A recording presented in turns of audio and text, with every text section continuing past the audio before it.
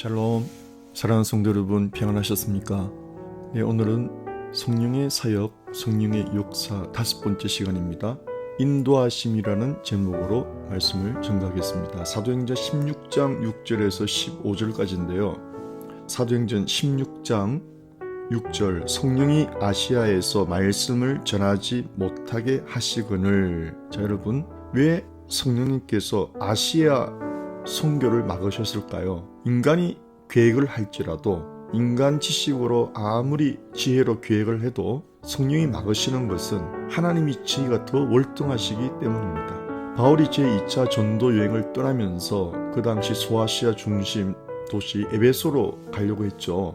에베소는 교통의 중심이 되는 대도시이기 때문에 바울이 효과적이고 당연한 곳으로 여겼습니다. 그러나 성령께서 바울이 에베소로 가서 아시아로 복음을 전하는 것을 막으신 이유는 유럽 전도가 보다 시급했기 때문입니다. 유럽이 더 복음을 갈망하고 있었기 때문입니다. 두로아에서 마게도니아 환상을 본 후 바울도 하나님의 섭리를 깨닫게 되고 성령의 인도로 유럽에 3년 앞당겨 복음이 전파되고 빌립보, 데살로니가, 고린도 같은 유럽 중심 도시의 교회가 세워지게 되었죠. 그러므로 바울의 2차 전도 여행 가장 큰 의의는 복음이 아시아를 넘어 유럽으로 전파되었다는 사실입니다. 이렇게 잠언 16장 9절은 사람이 마음으로 자기의 길을 계획할지라도 그의 걸음을 인도하시는 이는 여호와시니라. 잠언 19장 21절에 사람의 마음에는 많은 계획이 있어도 오직 여호와의 뜻만이 완전히 서리라. 이토록 우리가 아무리 계획하고 지식과 지혜로 계획을 할지라도 하나님은 그 계획을 막으셔서 하나님의 길로 인도하실 때가 있습니다. 그러므로 우리가 성령의 세미한 음성에 얼마나 민감해야 되는지 몰라요. 많은 사람들이 인생에서 만나지 말아야 할 사람을 만남으로 인생을 엄청난 풍파 속으로 들어가게 하는 수가 많이 있습니다. 그 사람만 만나지 않았어도, 교회 안에서도 그렇고 친구 간에서도 그렇고 정말 사람 만나는 것을 조심해야 되는데 우리는 미련해서 알 수가 없습니다. 그러나 성령님께서는 그 사람조차도 만나지 못하게 할 때가 있습니다. 또 무슨 일을 하려고 할 때 그 일을 했다면 완전히 인생을 망치게 할 것인데 성령께서 그것을 미리 막으시는 경우도 있으니, 여러분, 성령의 인도하심을 받는 훈련은 참으로 인생을 망하게 하느냐 흥하게 하느냐에 굉장히 중요한 것입니다. 본문을 한번 보겠습니다. 성령이 아시아에서 말씀을 전하지 못하게 하시기를 막으시죠. 이렇게 하나님은 우리를 인도하실 뿐만 아니고 막으시는 것, 스탑시키는 것도 인도의 방법이신 것입니다. 그들이 부르기아와 갈라디아 땅으로 다녀가 7절에 무시아 앞에 이르러 비두니아로 가고자 애쓸 때 예수의 영이 허락하지 아니 하시는지라. 6절에서는 성령이라고 말씀하시고 7절에서는 예수의 영이라고 말씀하셔서 똑같은 말입니다. 예수의 영, 하나님의 영, 성령, 또 막으시는 거예요. 허락하지 아니하시는 거예요. 8절에 무시아를 지나 드로아로 내려갔는데 9절에 밤에 환상이 바울에게 보이니 마게도냐 사람 하나가 서서 그에게 청하여 이르되 마게도냐로 건너와서 우리를 도우라 하거늘. 성령이 막으시고 주의 영이 막으시고 드로아에서 밤에 환상이 나오는데 마게도니아 사람이 이리로 와서 우리를 도와주세요 그러는 거예요. 이거는 완전히 마게도니아 쪽으로 가서 복음을 전하라는 하나님의 뜻이죠. 이렇게 성령님께서는 세미한 음성으로, 때로는 이렇게 환상으로, 꿈에 나타나는 환상으로 우리를 인도하시는데, 환상은 그다지 많은 편이 아닙니다. 아주 특별한 케이스죠. 그러나 역시 중요한 것은 하나님의 음성을 들었다, 성령의 음성을 들었다, 환상을 보았다. 그리고 아무 일도 일어나지 않으면 그 사람은 잘못된 영을 받은 거예요. 반드시 하나님의 음성을 듣고 성령의 음성을 듣고 세미한 음성을 듣고 환상을 본다든지 할 때는 반드시 순종하게 되어 있습니다. 하나님은 순종하지 않을 사람에게 결코 세미한 음성을 주시지 않습니다.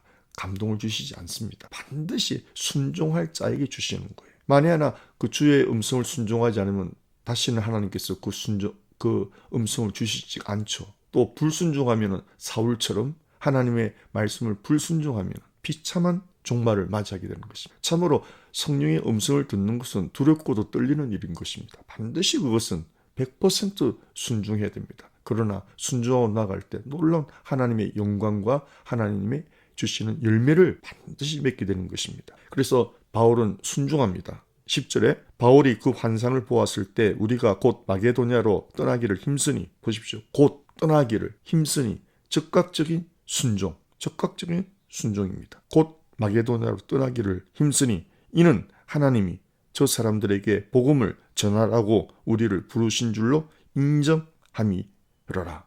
보십시오. 성령의 인도하심을 받는 사람들은 환상을 통해서도 지금까지 경험을 통해서 이것은 하나님의 인도하심이구나 라는 새로 거듭난 의지를 사용하는 거예요. 잘못된 의지는 라스베가스 한번 가보자, 술집에 한번 가보자, 좀 쾌락하러 한번 가보자, 이런 허망한 쪽으로 인도하는데, 성령으로 거듭난 우리의 의지는 하나님의 인도하심 쪽으로 향하게 되는 거예요. 결단하게 되는 거예요. 한번 성경 제대로 한번 읽어보자. 오늘 밤새도록 한번 기도 한번 해보자. 이런 식으로 하나님의 일에 대한 의지가 생기는 것인데, 그것은 복된 의지, 새로운 의지가 되는 것입니다. 11절, 우리가 드로아에서 배로 떠나 사모드라게로 직행하여 이튿날 네아폴리로 가고, 12절, 거기서 빌립보에 이르니 이는 마게도니아 지방의 첫 성이요. 마게도니아 지방에 도착했죠. 빌립보 첫 성.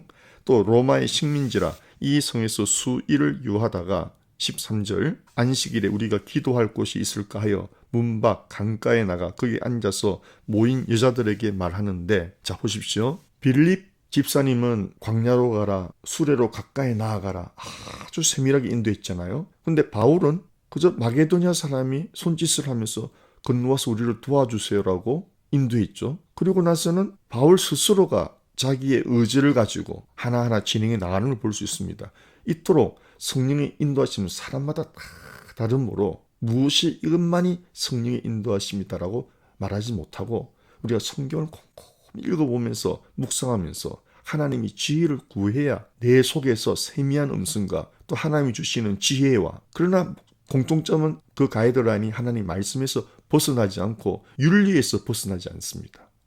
윤리에서 벗어나는 인도하심은 결코 없기 때문입니다. 13절, 안식일에 우리가 기도할 곳이 있을까 하여 문 밖 강가에 나가 거기 앉아서 모인 여자들에게 말하는데, 14절에 두아디라시에 있는 자색 옷감 장사로서 하나님을 섬기는 루디아라 하는 한 여자가 말을 듣고 있을 때 주께서 그 마음을 열어 바울의 말을 따르게 하신지라. 보십시오. 특이한 점은 성령님께서 한 여인을 준비를 해놓으신 거예요.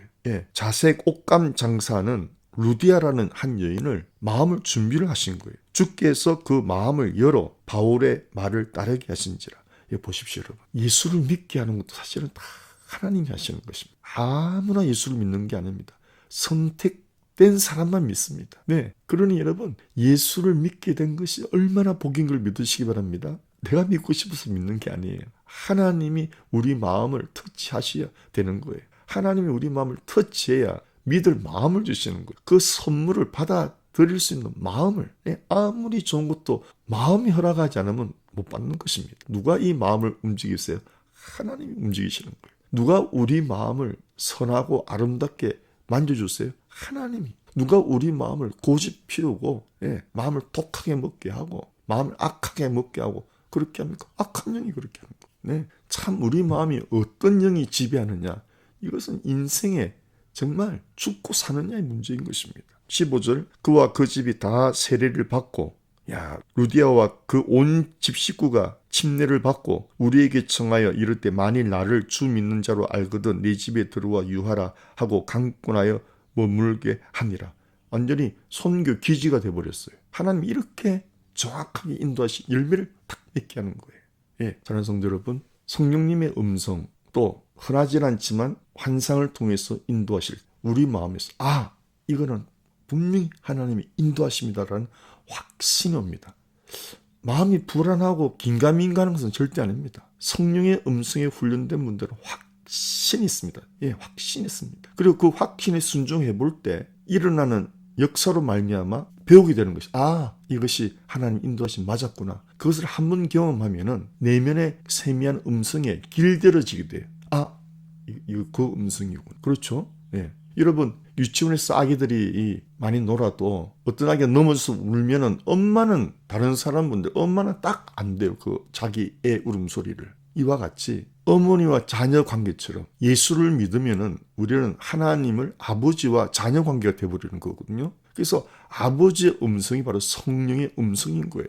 그 음성을 알게 되는 거예요. 뭐라고 설명해서 우리의 속사람이 이것은 하나님의 음성이구나. 이것은 하나님의 뜻이구나. 이 환상은 하나님 이렇게 하라는 뜻이구나라는 마음의 확신이 오는 거예요.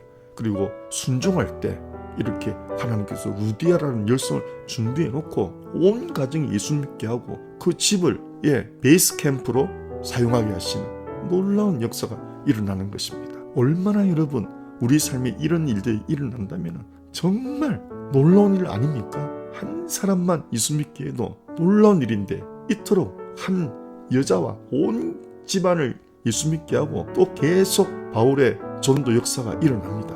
이 사도행전 16장을 쭉 읽어보시면 할렐루야. 사랑하는 성도님, 여러분들도 하나님의 말씀과 성령의 세미한 음성에 순종하셔서 그것을 훈련받기 위해서는 먼저 하나님의 말씀을 자꾸 묵상하심으로 성령님이 그 말씀을 깨닫게 해주는 세미한 음성을 듣는 훈련부터 먼저 하시는 것이 가장 중요합니다. 그 음성에 익숙해져야 범사에 우리 속에서 들려오는 세미한 음성을 따라갈 수가 있는 것입니다. 반드시 하나님의 음성은 순종하면 이렇게 열매를 맺게 되는 것입니다. 아멘. 오늘도 주의 말씀과 성령의 인도하심으로 귀한 은혜가 있으시기를 축원합니다. 샬롬.